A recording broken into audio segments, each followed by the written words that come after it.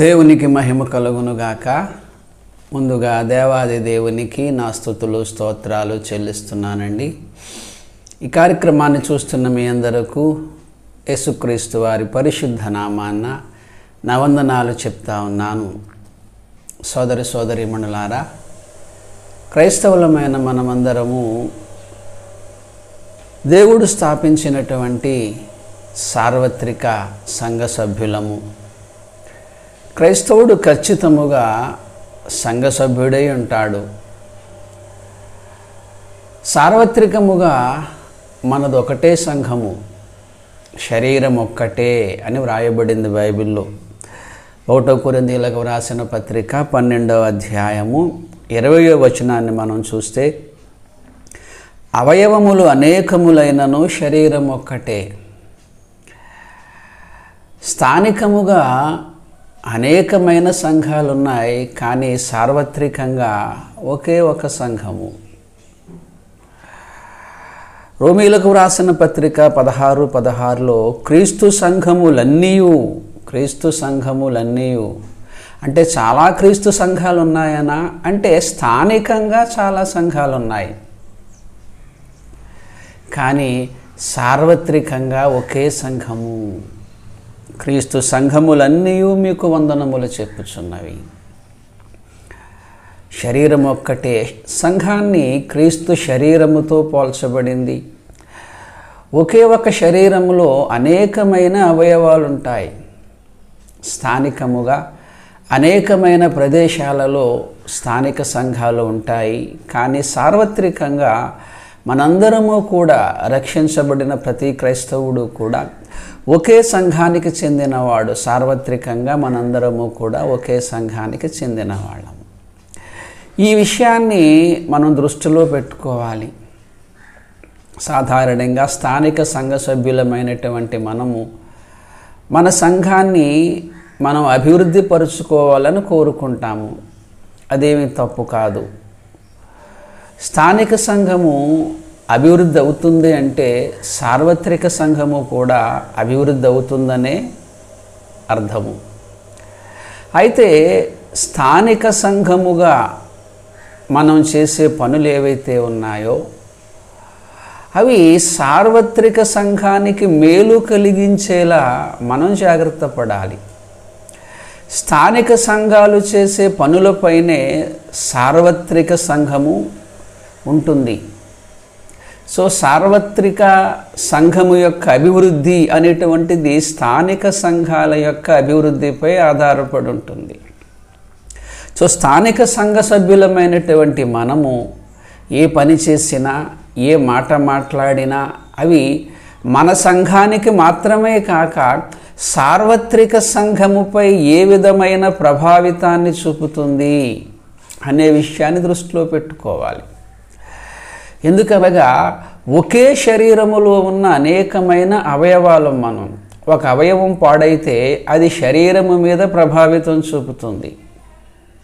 ఈ విషయాన్ని మరి పౌలు భక్తుడు చక్కగా చెప్తున్నాడు. 1 కొరింథీయులకు వ్రాసిన పత్రిక 12వ అధ్యాయము 25-26 వచనాలు మనం చూస్తే, అయితే శరీరములో వివాదము లేక అవయవములు ఒకదానికొకటి ఏకముగా పరామర్శించులాగున దేవుడు తక్కువ దానికే ఎక్కువ ఘనత కలుగ చేసి శరీరమును అమర్చియున్నాడు. కాగా ఒక అవయవము శ్రమపడునప్పుడు అవయవములన్నీ దానితో పాటు శ్రమపడును. ఒక అవయవము ఘనత పొందునప్పుడు అవయవములన్నీ దానితో కూడా సంతోషించును. అటువలే మీరు క్రీస్తు శరీరమై ఉండి వేరువేరుగా అవయవములై ఉన్నారు. పౌలు గారు చక్కగా వివరించారు. ఇక్కడ ఒకే శరీరములో ఒక అవయవానికి మరో అవయవానికి వివాదం ఉండదు కదా. మనందరము కూడా శరీరాలతో ఉన్నాం కదా. ఈ శరీరములో ఉన్న అవయవాలు ఒకదానికొకటి పరామర్శించుకుంటాయి. చెయ్యి ఉంది కదా, చేతితో శరీరం అన్ని అవయవాలను మనం శుభ్రపరచుకుంటాము.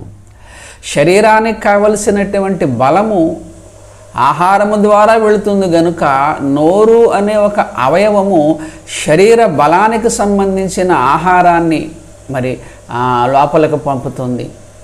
శరీరము లోపలుండే ఈ జీర్ణాశయము ఆ శరీరాన్ని జీర్ణము చేసి ఆ బలాన్ని అవయవాలకు పంపుతుంది. శరీర అవయవాలలో బలం ఉండాలంటే ప్రతి అవయవంలోనూ రక్త ప్రసరణ జరగాలి. గుండె రక్తాన్ని అంతటినీ ప్రతి అవయవానికి పంపుతుంది.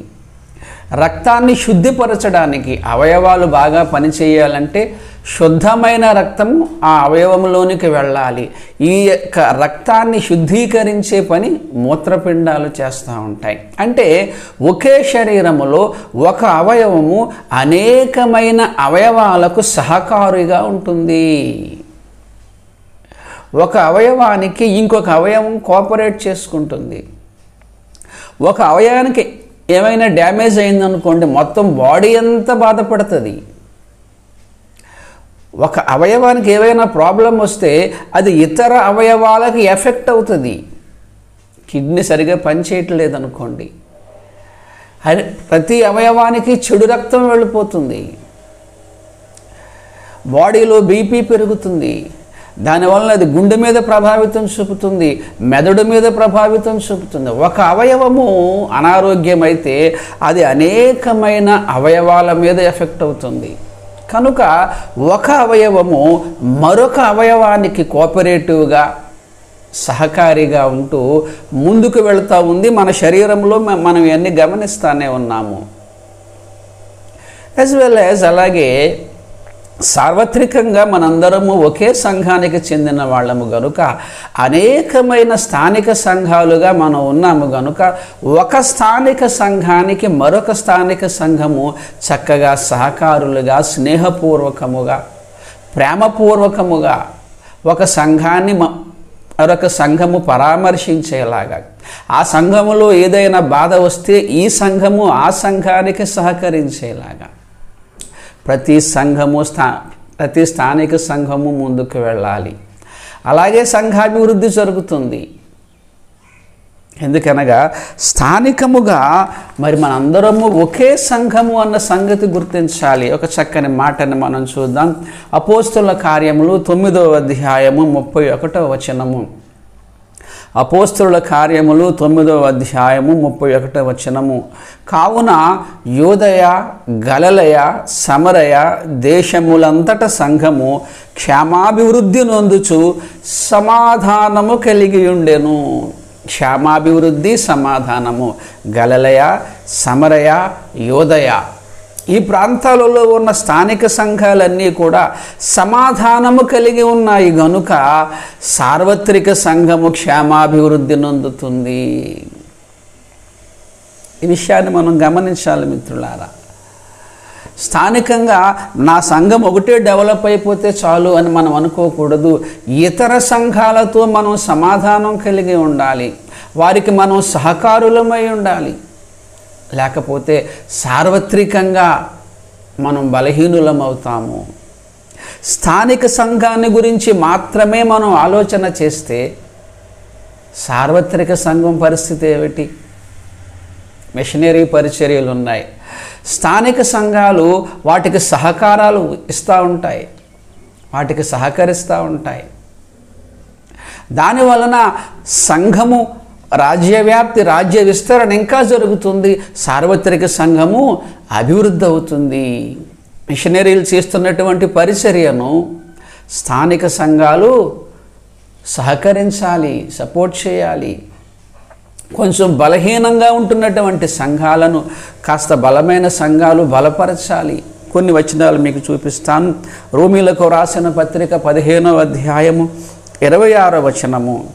ఎలా అనగా, యెరూషలేములో ఉన్న పరిశుద్ధులలో బేదలైన వారి నిమిత్తము మాసిదోనియా వారును అకయ వారును కొంత సొమ్ము చందా వేయనిష్టపడిరి. మరలా చదువుతున్నాను, అంత మంచి మాట చూడండి. ఎలా అనగా, యెరూషలేములో ఉన్న పరిశుద్ధులలో బేదలైన వారి నిమిత్తము మాసిదోనియా వారును అకయ వారును కొంత సొమ్ము చందా వేయనిష్టపడిరి.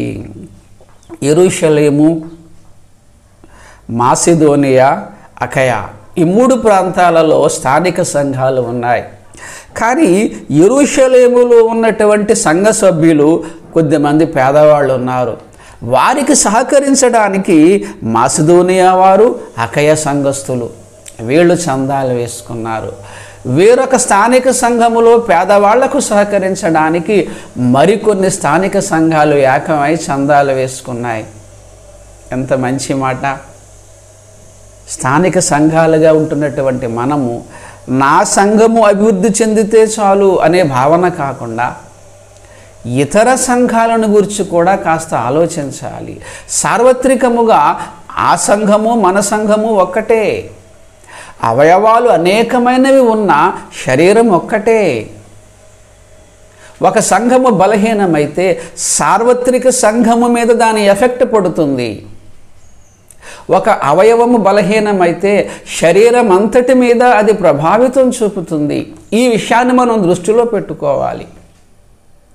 సాధారణంగా ఈ కాలంలో నా సంఘం బాగుంటే చాలు, నా సంఘం బాగుంటే చాలు అనే భావన చాలామంది సేవకులు, విశ్వాసులు కలిగి ఉన్నారు. మన సంఘం బాగుంటే చాలును అనేటువంటిది, మన సంఘం బాగుండాలి ఓకే, కానీ మన సంఘం మాత్రమే బాగుండి మిగతా సంఘాలన్నీ వీక్గా ఉంటే సార్వత్రిక సంఘం బలహీనమవుతుంది కదా. సో ఇతర సంఘాలతో మనము సత్సంబంధాన్ని కలిగి ఉండాలి. ఇతర సంఘాలకు మనము సహకారులముగా ఉండాలి. అలాగే చూడండి, ఒక్కసారి 1వ దెస్సలోనీయులకు వ్రాసిన పత్రిక 1వ అధ్యాయము 7వ వచనము. 1వ దెస్సలోనీయులకు వ్రాసిన పత్రిక 1వ అధ్యాయము 7వ వచనము. మాసిదోనియాలోను అకయలోను విశ్వాసులందరికీ మాదిరి అయితిరి. ఎందుకనగా మీ యొద్ద నుండి ప్రభువు వాక్యము మాసిదోనియాలోను అకయలోను మ్రోగెను. ఒక సంఘమునకు ఇంకొక సంఘము మాదిరి. ఆ సంఘస్థులు ఉంటున్నట్లుగా నా సంఘం ఉండాలి, నా సంఘం ఉంటున్నట్లుగా వేరొక సంఘం ఉండాలి. ఒక సంఘమునకు ఇంకొక సంఘము సహకారులుగా ఉండాలి. ఒక సంఘమునకు ఇంకొక సంఘము మాదిరికరముగా ఉండాలి. ఎందుకంటే ప్రభువు వాక్యము, ఎందుకనగా మీ యొద్ద నుండి ప్రభువు వాక్యము మాసిదోనియాలోను అకయలోను మ్రోగెను. ఒక సంఘము మరి ఒక సంఘాన్ని బలపరచాలి. నా చిన్ననాటి కాలంలోనండి ఒక ప్రాంతంలో ఉన్న సంఘాలన్నీ ఏకమయ్యి ఐక్య సువార్త సభలు అని పెట్టేవారు. అంటే అన్ని స్థానిక సంఘాలు ఏకమయ్యి ఒకే సంఘముగా సంవత్సరానికి ఒకసారో 2 సార్లు మీటింగ్స్ పెట్టుకునేవారు. ఒక సంఘములో సేవకుడు ఇంకొక సంఘానికి వెళ్ళేవాడు, ఆ సంఘములో సేవకుడు ఇంకొక సంఘానికి వెళ్ళేవాడు. ఒక సేవకుడు ఇంకొక అతని సంఘాన్ని అతడు బలపరుచుకోవడంతో పాటుగా ఇతర స్థానిక సంఘాలను కూడా బలపరిచేవారుగా. ఇలా చక్కగా ఆదిమ సంఘం ఉందండి. స్థానిక సంఘాలన్నీ ఐక్యంగా ఉన్నాయి, స్థానిక సంఘాలన్నీ సమాధానంగా ఉన్నాయి. ఒక సంఘానికి ఇంకొక సంఘము సహకరించుకుంది, ఒక సంఘానికి ఇంకొక సంఘము మాదిరికరంగా ఉంది. ఇదంతా ఎందుకంటే సార్వత్రిక సంఘాన్ని అభివృద్ధి చేయడానికి. వాళ్ళు కూడా నేను ఏ శరీరములో ఉన్నానో, ఏ శరీరములో ఒక అవయవంగా నేను ఉన్నానో, వాళ్ళు కూడా అదే శరీరములో మరొక అవయవంగా ఉన్నారు. అవయవాన్ని ఇంకొక అవయవము పరామర్శించాలి, సహకరించాలి, ప్రోత్సహించాలి. ఈ కాలంలో మిషనరీ పరిచర్య చక్కగా అవుతూ ఉంది. మిషనరీ పరిచర్య ఏమిటంటే సువార్త అందని చోట్లకు వాళ్ళు వెళ్ళి సువార్త ప్రకటిస్తున్నారు. వాళ్ళకి చాలా స్థానిక సంఘాలు చక్కని సపోర్ట్ ఇస్తూ ఉన్నాయి. స్థానిక సంఘాల సపోర్టుతో మిషనరీ పరిచర్య అభివృద్ధి చెందాలి. మిషనరీ పరిచర్య ఎందుకు అంటే అక్కడ క్రీస్తును ఎరుగని చోట్ల అక్కడ సంఘాన్ని స్థాపించాలి. రాజ్య విస్తరణ జరగాలంటే స్థానిక సంఘాలన్నీ ఏకమవ్వాలి. సార్వత్రిక సంఘం బాగుండాలంటే స్థానిక సంఘాలన్నీ కూడా ఐక్యతతో ఉండాలి, ప్రేమతో ఉండాలి, సహకరించుకోవాలి. అప్పుడే సార్వత్రిక సంఘము చక్కగా అభివృద్ధి చెందుతూ ఉంటుంది. ఒక చక్కని మాటను మనం చూద్దాం పిల్లారా. ఒకసారి ఇక్కడ పౌలు భక్తుడు అంటున్నాడు, 2వ కొరింథీయులకు వ్రాసినటువంటి పత్రిక 13వ అధ్యాయము 10వ వచనము. 2వ కొరింథీయులకు వ్రాసిన పత్రిక 13:10. మీ యొద్దకు వచ్చినప్పుడు పడద్రోయుటకు కాక మిమ్మును కట్టుటకే ప్రభువు నాకు అనుగ్రహించిన అధికారము చొప్పున. నేను మీ యొద్దకు వస్తున్నాను కదా, మీ సంఘాన్ని కట్టడానికే, మీ సంఘాన్ని బలపరచడానికే, మీ సంఘాన్ని బలపరచడానికే. ఒక సంఘము ద్వారా మరొక సంఘము బలపరచబడాలి. అలా ఉంటున్నాయండి నేటి స్థానిక సంఘాలు?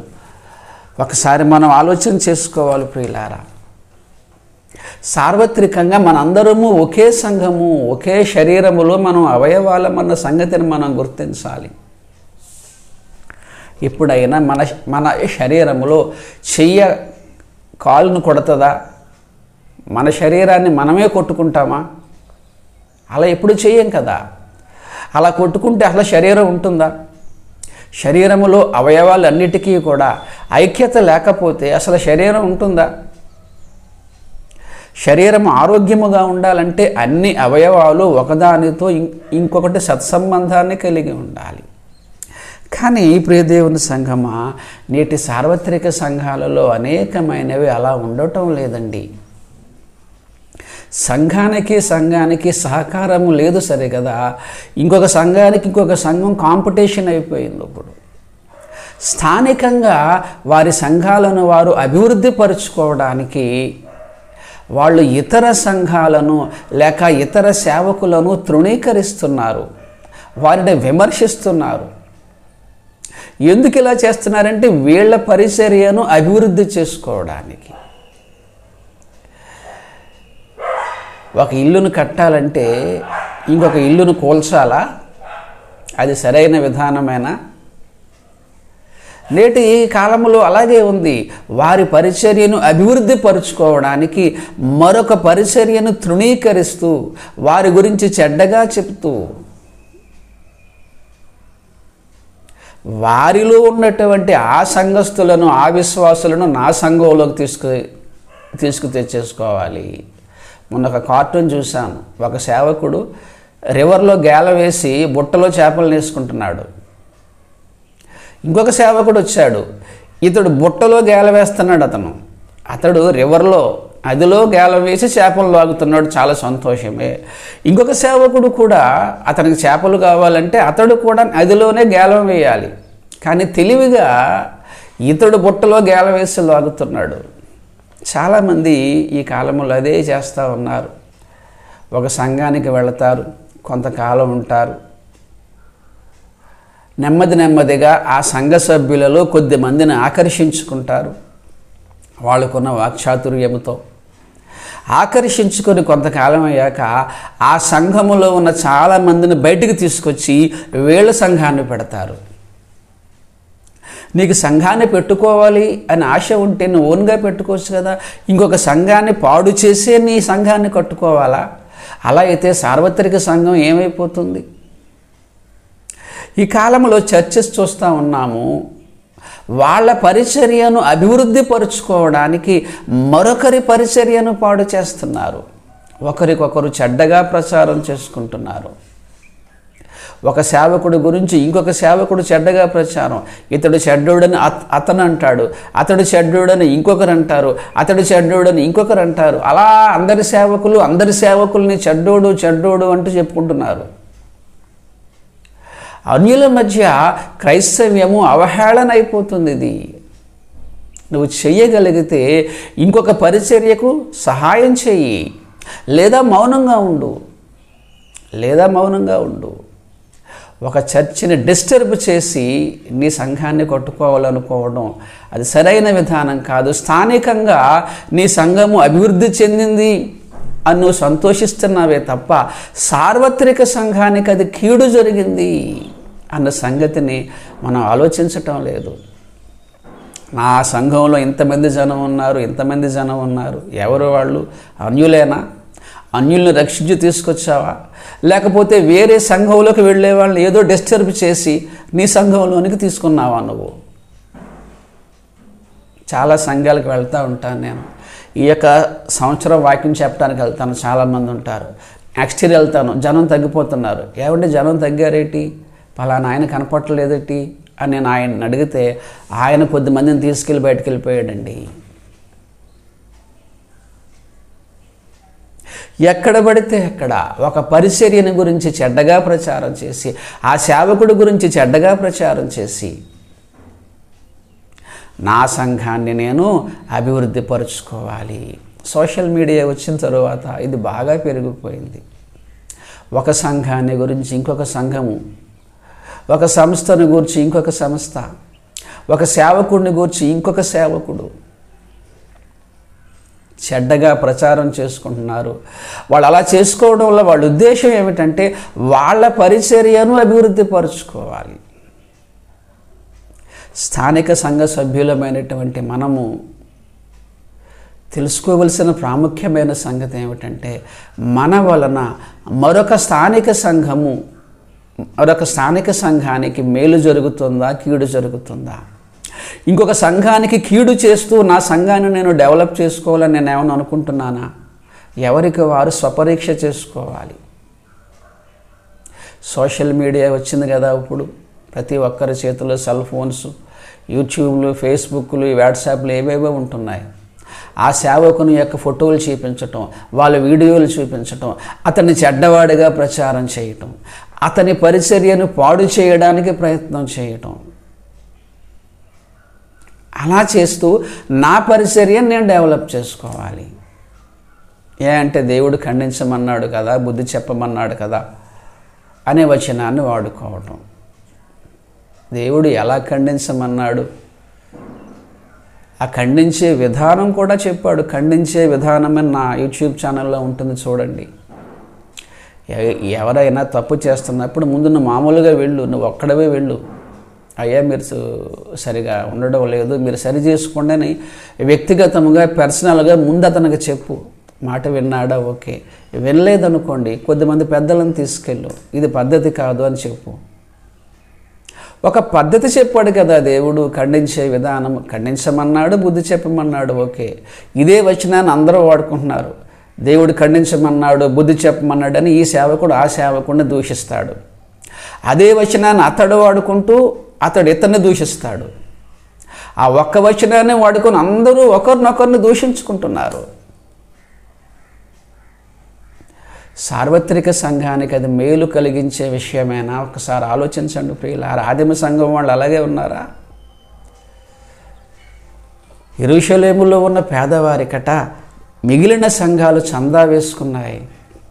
ఒక సంఘానికి మరొక సంఘం వెళ్ళి వారికి వాక్యాన్ని బోధించే వారు బలపరుచుకుని ఒక సంఘానికి ఇంకొక సంఘం మాదిరిగా ఉన్నాయి. పోటీ కాదు, పోటీ వేరు, మాదిరి వేరు. సంఘానికి కాంపిటేటివ్లా ఉంది ఇప్పుడు, కాంపిటీషన్ లాగా. విశ్వాసులు కూడా అదే కోణంలో చూస్తున్నారండి. ఈ సేవకుడు కన్నా ఆ సేవకుడు గొప్పోడు, ఈ సంఘం కన్నా ఆ సంఘం గొప్పది. దేవుడు ఎవరిని ఎలా వాడుకోవాలో అలా వాడుకుంటాడండి. పౌలు గారు అదే అన్నారు, నేను నాటాను, ఇంకొకరు నీళ్లు పోశారు, కానీ సమస్తమును జరిగించేవాడు దేవుడే. కొద్దిమంది సేవకులను దేవుడు ప్రపంచవ్యాప్తంగా వాడుకుంటున్నాడు. కొద్దిమంది సేవకులను ఒక గ్రామానికే పరిమితం చేశాడు. దేవుడు ఎవరిని ఎలా వాడుకోవాలో అది ఆయన ఇష్టము, ఆయన చిత్తానికి లోబడాలి మనం. ఏ సేవకుడు కూడా తనకు తానుగా గొప్పవాడు కాలేడు. దేవుడు ఎవరిని ఎలా వాడుకుంటే అలా వాడుకుంటాడు. ఆ చిత్తానికి మనం లోబడాలి. ఒకరిని చూసి ఇంకొకరు అసూయ పడుతూ ఉంటారు, ఒకరినొకరిని ద్వేషిస్తూ ఉంటారు. ఒక సేవకుని పరిచర్యను విమర్శిస్తూ అతని పరిచర్యను చెడ్డగా ప్రచారం చేస్తూ నా పరిచర్యను నేను డెవలప్ చేసుకోవాలి. అన్యులైన వాళ్ళు క్రైస్తవుల దగ్గరకు వస్తున్నారు, వచ్చి ఆ సేవకునిపై మీ అభిప్రాయం ఏంటి అని అడుగుతున్నారు. అతని చెడ్డోడని నేను అంటున్నాను. మళ్ళీ ఇతడు అతని దగ్గరికి వెళ్తాడు, ఈ సేవకుడిపై మీ అభిప్రాయం ఏంటి అంటాడు. నన్ను చెడ్డోడని ఆ సేవకుడు అంటాడు. అలా అందరి సేవకుల దగ్గరికి వెళ్తున్నాడు అతను. వెళ్ళి ఆ సేవకునిపై మీ అభిప్రాయం ఏంటి, ఈ సేవకునిపై మీ అభిప్రాయం ఏంటంటే ఆయన చెడ్డోడని ఈయన, ఈయన చెడ్డోడని ఆయన చెడ్డోడని ఈయన అందరి సేవకులను చెడ్డోళ్ళు అంటే సార్వత్రిక సంఘం ఏమైపోతుందండి? ఒకసారి మనం ఆలోచన చేయాలి కదా. ఒక సేవకుడు చేస్తున్న పరిచర్యము మన వలన అభివృద్ధి చెందాలి, అతనికి కోఆపరేటివ్గా ఉండాలి. ఏవైనా భేదాభిప్రాయాలు ఉంటే రోడ్డు మీదకి ఎక్కకూడదు, పంచాయతీ పెట్టకూడదు, పర్సనల్గా సాల్వ్ చేసుకోవాలి. ఈ సేవకుడు చెడ్డోడని ఆ సేవకుడి కారణంగా సోషల్ మీడియా ఉంది కదా, మొత్తం అది వైరల్ అయిపోతుంది. సార్వత్రిక సంఘానికి అది కీడు జరుగుతుంది. నీ సంఘము అభివృద్ధి జరగాలని నువ్వు ఎలా కోరుకుంటున్నావో అతని సంఘము కూడా అభివృద్ధి చెందాలని అలాగే కోరుకోవాలి. అప్పుడే సార్వత్రిక సంఘం బాగుంటుంది. ఒక సేవకుని ద్వారా ఇంకొక సేవ బలపరచబడాలి. చాలా ప్రాంతాలకు వెళ్తూ ఉంటాం కదా మనం, అక్కడ స్థానికంగా ఉన్నటువంటి సేవకులు ఎవరైతే ఉన్నారో మనం వెళ్ళటం ద్వారా ఆ సంఘం బలపడాలి, అక్కడ ఆ సంఘానికి మేలు జరగాలి అక్కడ. అంతే తప్ప ఆ సంఘమును చీల్చి ఆ సంఘాన్ని ముక్కలు చేసి అందులో కొద్దిమందిని లాగేసుకుని, విశ్వాసులు కూడా కాంపిటేటివ్ కోణంలో సంఘాలను సేవకులను చూడకూడదండి. మార్కులు వేయకండి. ఆ సంఘం గొప్పది, ఈ సంఘం దానంత గొప్పది కాదు, ఆయన బాగా చెప్తాడు, ఈయన బాగా చెప్పడు. ఇలా మార్కులు వేసేవాళ్ళు మారు మనసు పొందరండి. వాళ్ళు దేవుడు ఏ సేవకుడిని ఎలా వాడుకోవాలో ఆయన ఇష్టం. బైబిల్లో చాలామంది సేవకులు ఉన్నారు.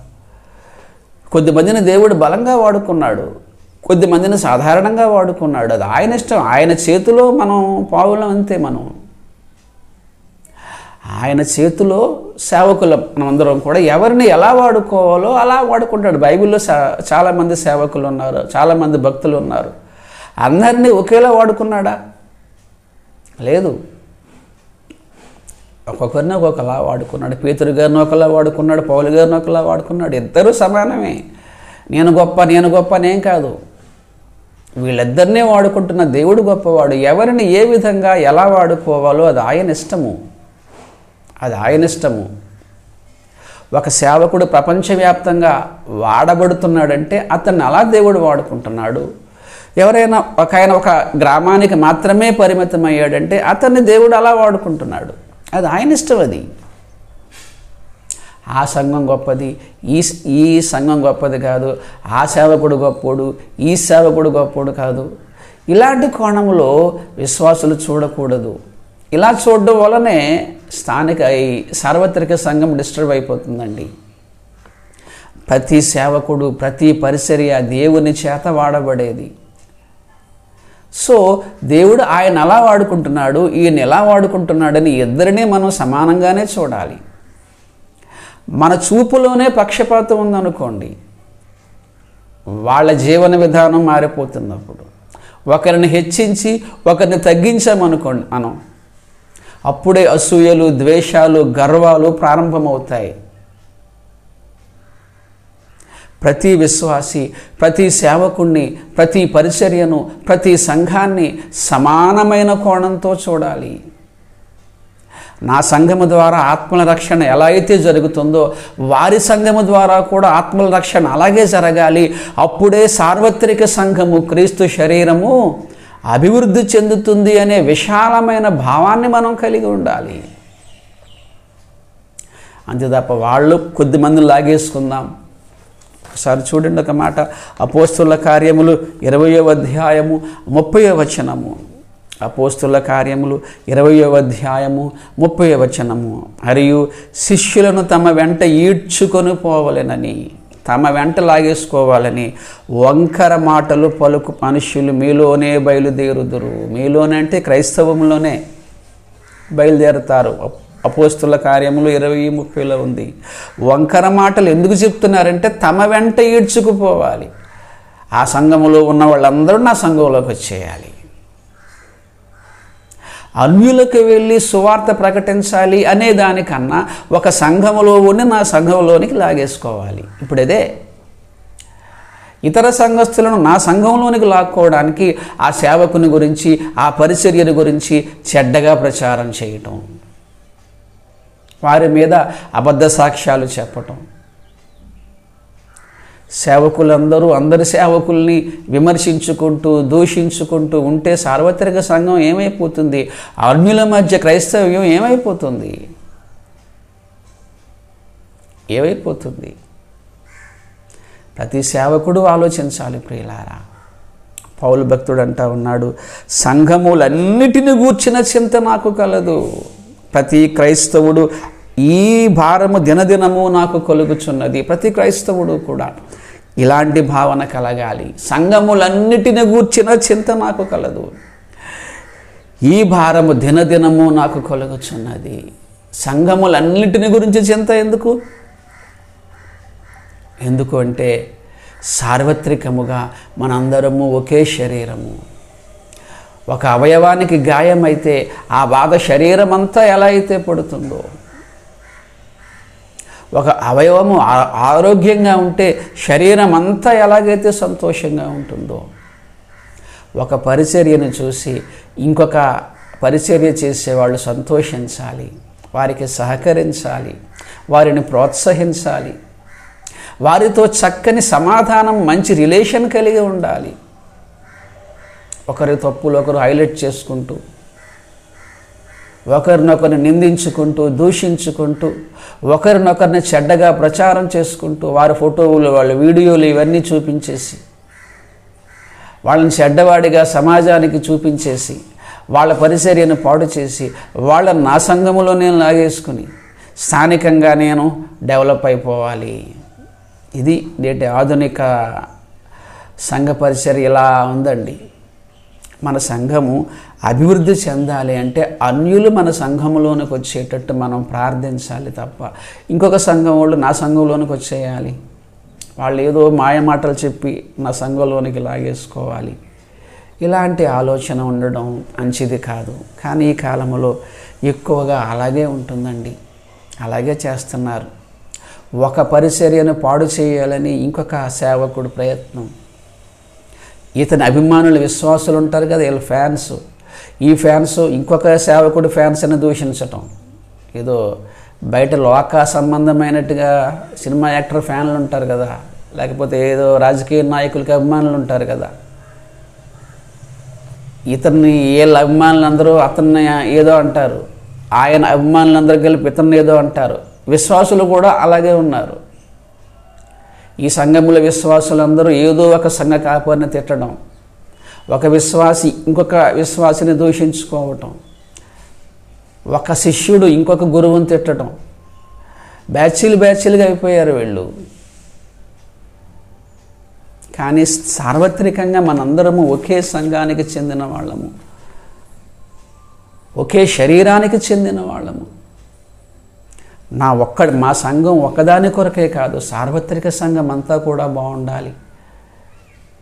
నా సంఘానికి శిరస్సు అయినటువంటి యేసుక్రీస్తు నా సంఘాన్ని ఎలా అయితే ప్రేమిస్తున్నాడో ఆ సంఘాన్ని కూడా అలాగే ప్రేమిస్తున్నాడు. క్రీస్తు ప్రేమలో పక్షపాతం ఉంటుందా? క్రీస్తు ప్రేమలో ఏవైనా అసూయలు ద్వేషాలు ఉంటాయా? నేను నమ్మే యేసుక్రీస్తు, నా దేవుడే యేసుక్రీస్తు, నా సంఘానికి మాత్రమే దేవుడా, ఆ సంఘానికి దేవుడు కాదా? నన్ను ప్రేమించే యేసుక్రీస్తు వాళ్ళను కూడా ప్రేమిస్తున్నాడు కదా. ఆయన ప్రేమిస్తున్నటువంటి ఆ సంఘమును నేను కూడా ప్రేమిస్తాను. నన్ను ప్రేమించే యేసుక్రీస్తు అదొక సంఘాన్ని కూడా ప్రేమిస్తున్నాడు కనుక నేను కూడా ఆ సంఘాన్ని ప్రేమిస్తాను అనే విశాల భావం ఎందుకు ఉండటం లేదు? ఎందుకు అందరూ దూషించుకుంటున్నారు? ఎందుకు ద్వేషించుకుంటున్నారు? ఒకరి పరిచర్యను పాడు చేయాలనే ఆలోచన ఎందుకు వస్తుంది?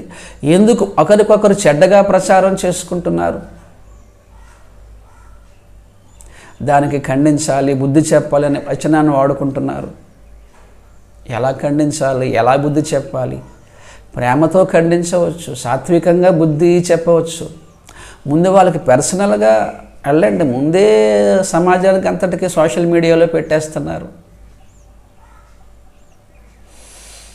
ప్రియదేవుని సంఘమా, ఇది సరైన విధానము కాదు. తెలియకుండానే మన శరీరాన్ని మనమే పాడు చేసుకుంటున్నాం. అవయవాలైనటువంటి మనము ఒక అవయవము ఇంకొక అవయవాన్ని పాడు చేస్తుంది. దానివల్ల ఎఫెక్ట్ ఏంటంటే టోటల్గా సార్వత్రిక సంఘము ప్రభావితమవుతుంది. అన్యుల మధ్య అవహేళన గావించబడుతుంది. సోదర సోదరీమణులారా, సంఘ కాపరులారా, సంఘ విశ్వాసులారా, మనందరికీ ఒక్కడే దేవుడు. మనందరము ఒకే రక్తము చేత కడగబడ్డాము. దేవుడు మనందరినీ ఆయన చిత్త ప్రకారం వాడుకుంటున్నాడు. ఒక్కొక్కరిని ఒక్కొక్కలా వాడుకుంటాడు. ఆయన ఇష్టం అది. పౌలు గారిని వాడుకునేలా పౌలు గారిని వాడుకున్నాడు, పేతురు గారిని వాడుకునేలా పేతురు గారిని వాడుకున్నాడు, బర్నబా గారిని వాడుకున్నట్టుగా బర్నబా గారిని వాడుకున్నాడు. ఆయన చిత్త ప్రకారమే దేవుడు నిన్ను నన్ను వాడుకుంటున్నాడు. కనుక దేవుని చిత్తానికి మనం లోబడి ఉండాలి. మనందరం ఓత సార్వత్రిక సంఘం అంతా కూడా అభివృద్ధి చెందాలంటే స్థానిక సంఘాలైనటువంటి మనందరము సమాధానం కలిగి ఉండాలి. ఒకరికొకరు సహకరించుకోవాలి, ఒకరికొకరు ప్రోత్సహించుకోవాలి. ఏదైనా భేదాభిప్రాయాలు ఇలాంటివి వచ్చినప్పుడు వారిద్దరూ కలిసి ప్రేమతో చర్చించుకోవాలి. మన వలన మరొక సేవకునికి జరిగితే మేలు జరగాలి, లేదా మౌనంగా ఉండాలి. అంతే తప్ప ప్రతి సేవకుడు, ప్రతి విశ్వాసి ఆలోచించుకోవలసిన విషయం ఏమిటంటే, నా వలన ఇతర పరిచర్యలకు మేలు జరుగుతుందా, కీడు జరుగుతుందా? సార్వత్రిక సంఘం స్థానికంగా నా సంఘం ఒకటే డెవలప్ అయిపోతే సరిపోతుందా? నా సంఘంలో 1000 మంది ఉన్నారు, 2000 మంది ఉన్నారు, ఓకే, మంచిది, చాలా సంతోషము.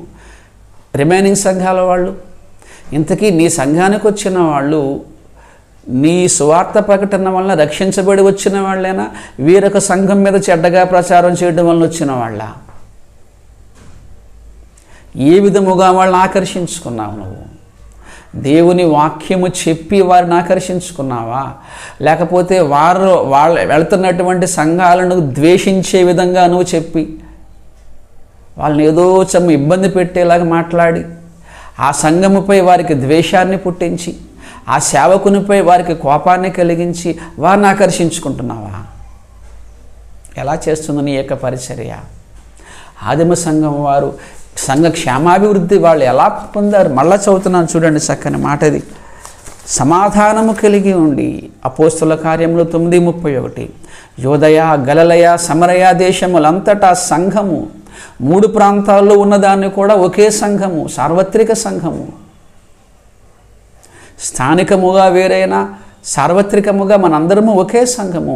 సంఘము క్షేమాభివృద్ధి నొందొచ్చు, సమాధానము కలిగి ఉండేను. సార్వత్రిక సంఘము క్షేమాభివృద్ధి కలగాలంటే ప్రతి స్థానిక సంఘము సమాధానాన్ని కలిగి ఉండాలి, ప్రేమ కలిగి ఉండాలి.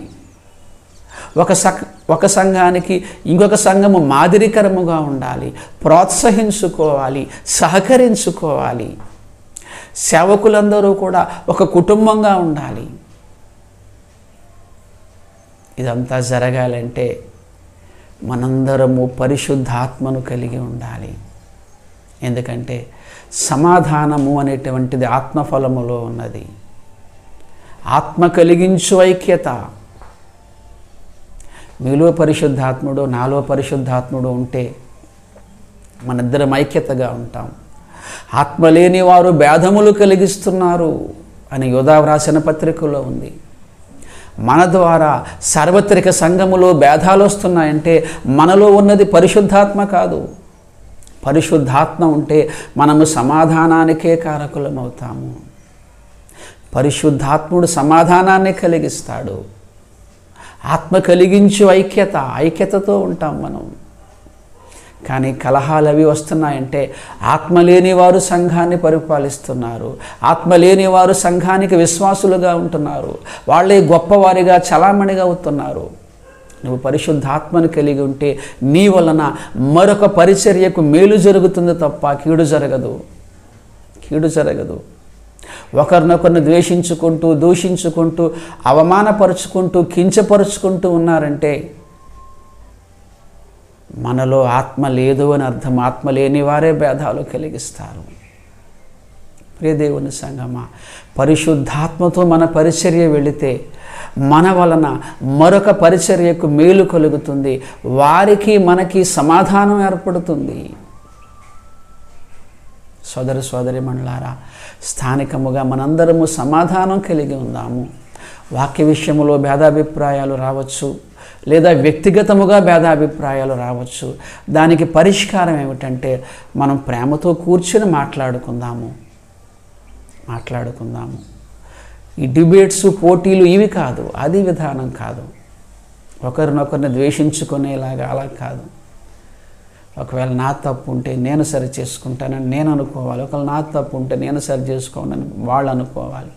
అయినా సరే ఏదైనా భేదాభిప్రాయం సాల్వ్ కాలేదనుకోండి, ఆ విషయాన్ని పక్కకు పెట్టి మిగతా విషయాల్లో కలిసి ఉండండి. అనేకమైన విషయాలలో మీ ఇద్దరికి ఏకాభిప్రాయం ఉంది కదా. ఏయో 2-3 విషయాల్లో భేదాభిప్రాయాలు ఉన్నాయి, ఓకే. కానీ ఒక 20-30 విషయాల్లో మీ ఇద్దరికి ఏకాభిప్రాయం ఉంది కదా. చక్కగా మరి వాటిని దృష్టిలో పెట్టుకుని ముందుకు వెళ్ళండి.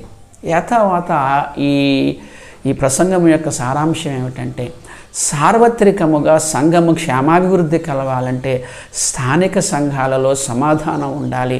సమాధానము అనేటువంటి సద్గుణము మనము పరిశుద్ధాత్మ వలననే పొందుకోగలము. కనుక పరిశుద్ధాత్మ కొరకు ప్రార్థన చేయండి, పరిశుద్ధాత్మను పొందుకోండి. సమాధానం అనే చక్కని సుగుణాన్ని మనందరము కలిగి ఉందాము. ఒకరికొకరు మేలు కలిగించుకుంటూ, ఒకరికొకరిని ప్రోత్సహించుకుంటూ, ఒకరికొకరు సహకరించుకుంటూ, ఒకరి కొరకు ఇంకొకరు ప్రార్థించుకుంటూ.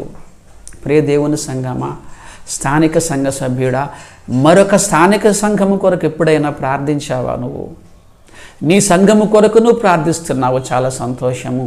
ఇంకా చాలా సంఘాలు ఉన్నాయి కదా, వాటి కొరకు కూడా ప్రార్థించు. అవి కూడా మన శరీరములో అవయవాలే, అవి కూడా క్రీస్తు రక్తము చేత కడగబడినవే.